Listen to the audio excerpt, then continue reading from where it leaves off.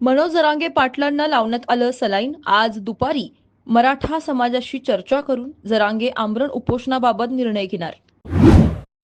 अभी भी देर नहीं हुई है. अमित शाह से विनती है कि महाकुंभ का आयोजन सेना की हाथ दे. आनंद दुबे यांची प्रतिक्रिया.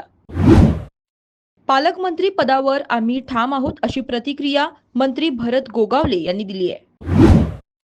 उपमुख्यमंत्री एकनाथ शिंदे यांच्या उपस्थितीत जिल्हा नियोजन समितीची ठाण्यात बैठक पार पडली.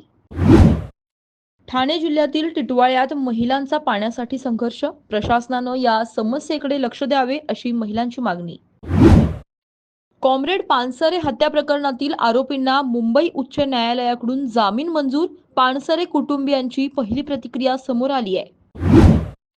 रत्नागिरीत शिवसेना ठाकरे गटाचे तालुका प्रमुख आणि शिंदे गटाचे तालुका प्रमुख एकत्र आले. त्यामुळे आता रत्नागिरीमध्ये एकाच शाखेतून दोन्ही शिवसेना नेते आपापल्या पक्षाचे कामकाज करणार आहेत. बीड प्रकरणातील आमचा फोकस आहे की या घटनेतील प्रत्येक आरोपीला कडक शिक्षा व्हावी. चंद्रशेखर बावनकुळे यांची प्रतिक्रिया.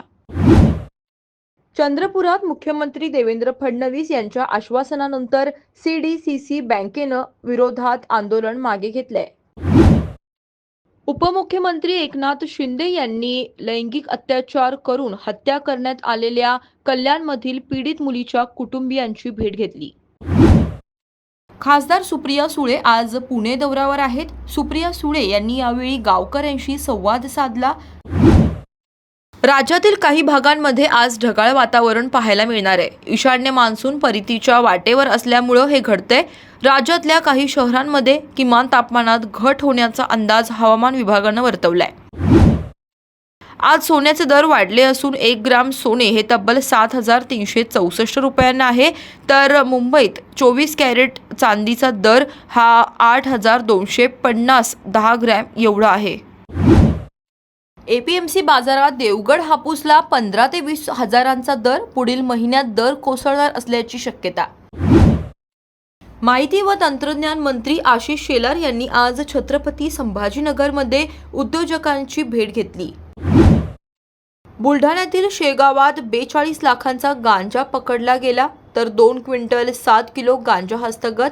एकास अटक, 1 फरार आरोपी. शहर पोलिसांची कारवाई. सोलापुरातील ट्रॅक्टर पळविणारी टोळी गजाआड. बार्शी तालुका पोलिसांची मोठी कारवाई.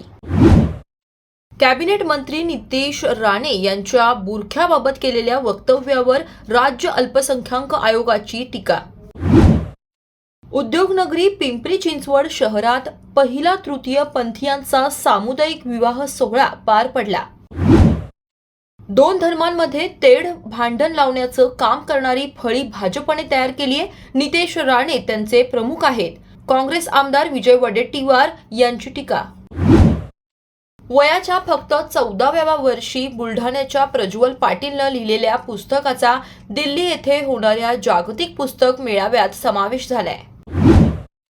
यवतमाळ शहरामध्ये सहकार दिंडीला आजपासून सुरुवात झाली आहे. पालकमंत्री संजय राठोड यांच्या हस्ते हिरवा झेंडा दाखवून दिंडीला सहकार भवन येथून सुरुवात करण्यात आली.